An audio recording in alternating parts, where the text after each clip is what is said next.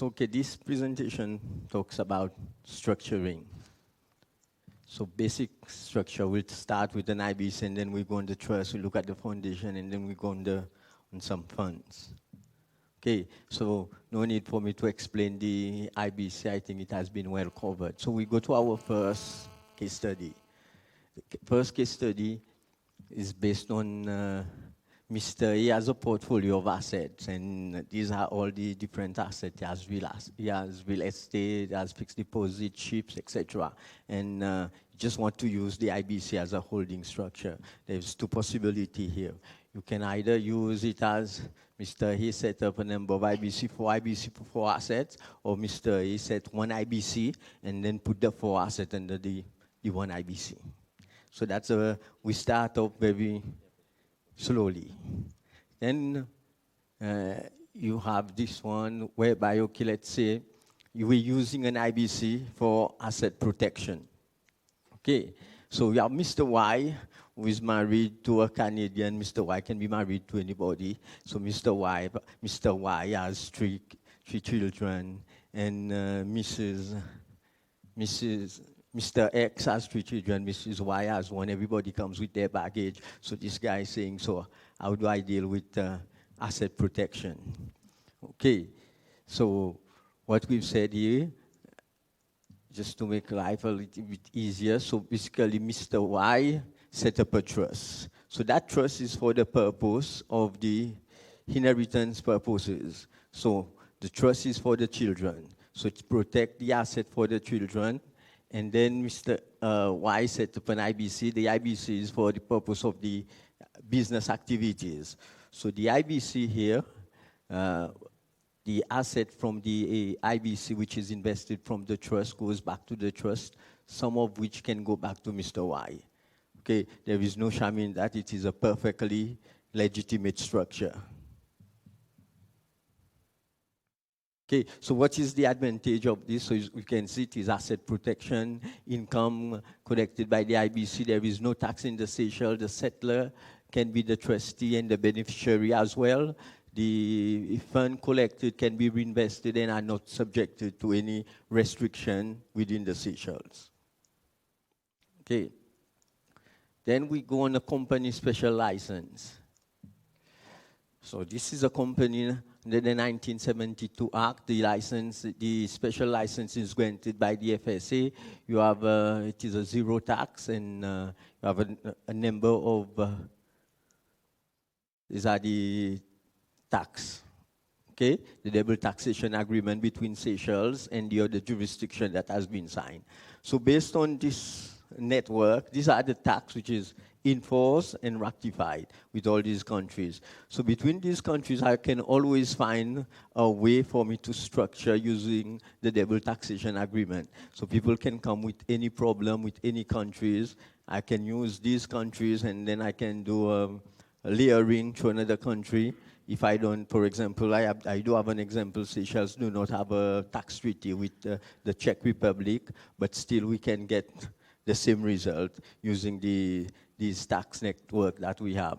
And then just to show you very quickly some of the rates that we have when it comes to the tax treaties that we've signed in terms of dividend, interest, and royalties. Okay, I've just summarized this table for you. Now, okay, in 2000, that's all Seychelles through the DTA invested, that was a World Bank report, 1.6 billion to Indonesia, because we do have one of the best DTA with Indonesia and China. And like I said, the Seychelles DTA can be used properly as a gateway to Africa. Now, let's look at a case study using the CSL. Okay, so we have a Czech company engaged in manufacturing mobile and providing and investing into China. Okay, the Chinese company will be engaged in the manufacturing of the mobile itself. The Czech want a tax efficient structure. So what is the solution? So we set up a CSL. The CSL will be a holding company, and then the Seychelles will use the DTA between Seychelles, Cyprus, and China. The Seychelles, just a note here, the Seychelles has no taxation agreement with the Czech Republic. So therefore, what we do, very simple here. Okay, so there it is. This is the Seychelles company, which is the holding company, and the investment is here in China, and this is the Cyprus company.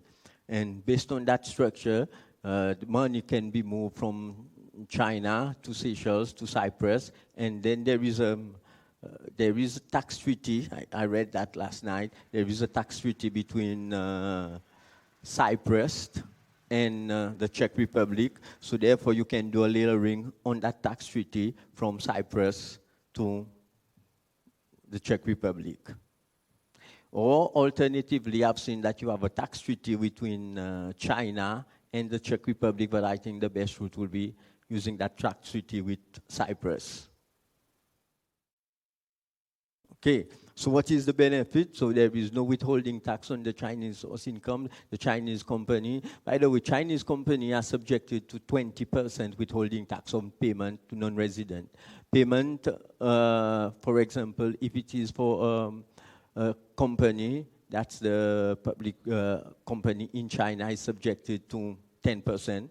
If it is a Hong Kong company.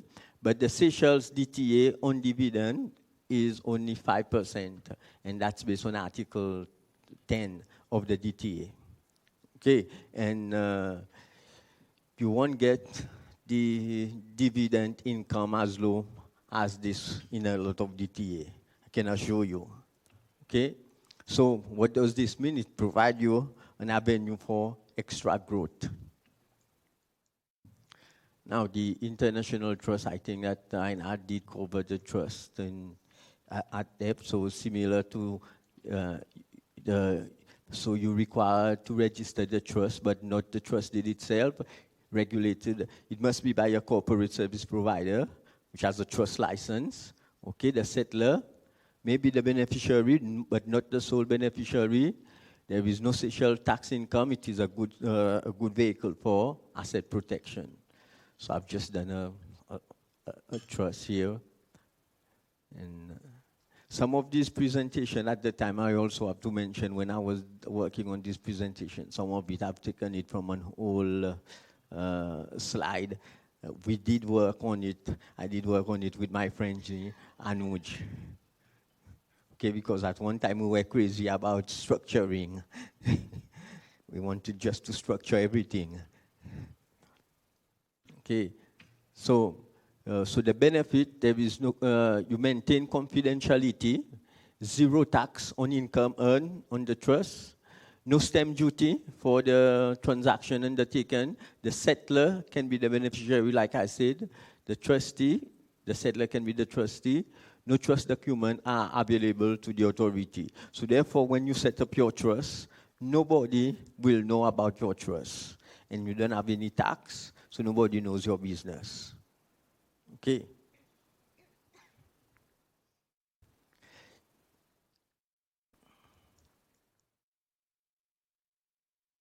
So on the foundation side, we have, okay. So that's, like I said, it is, you have the foundation chartered. Again, the regulation include, you have the beneficiary, which may be kept secret. Okay, so you have your beneficiary, but nobody will know your beneficiary. You can even have a nominee founder. So basically, you can go and want to set up a foundation, and you don't want your name to appear anywhere, and you can get somebody to become the nominee founder for you. Okay? So there is that possibility to appoint a protector, like it says, minimum capital requirement, etc. And I like the foundation because of this concept of you have the founder, and then there is the council, which is a bit like a board of directors looking at your asset. And then you have the protector. This is somebody which protects your interests. And then it goes to the beneficiary. Okay, for me it is a safer structure. and it is a very good structure for asset protection. So the benefit is there is a combination of, it is like a combination between a trust and a company. It is a legal entity exempted from tax, fast registration, minimum capital one. The foundation's chartered can be signed by the founder or nominee. No administrative fees, no audit, no filing of account, no annual fees. Okay, specific exclusion for forced heirship. Forced heirship is related to, for example, there are certain countries, especially civil law jurisdiction, whereby within the law it says that if somebody dies, you need to give X amount to your wife, you need to give X amount to your children. So the law specifies that. Under the foundation, you can avoid all this because you can avoid the whole forced heirship rules. Okay.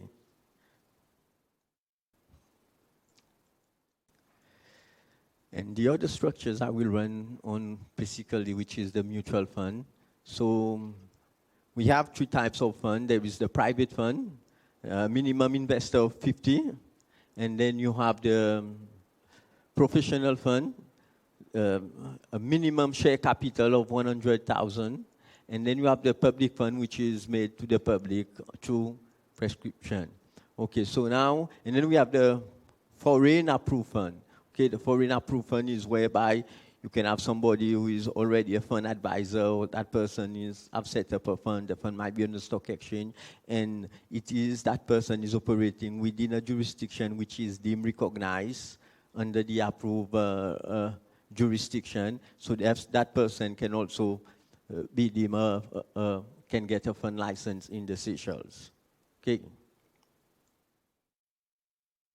Now, the holding structure of a fund. So we have a case study. A EU company wants to set up a mutual fund in a tax efficient jurisdiction. The possible you can incorporate the fund in Seychelles. The holding company can also be set up in Cyprus. This holding company in Cyprus will make an investment in Seychelles fund. The holding company can invest in China anywhere. So basically, this is how this structure looks like. Okay, so there you are. You have this EU company, you have the Cyprus, and then you set up a Seychelles fund which can invest anywhere and make good use of the different DTAs.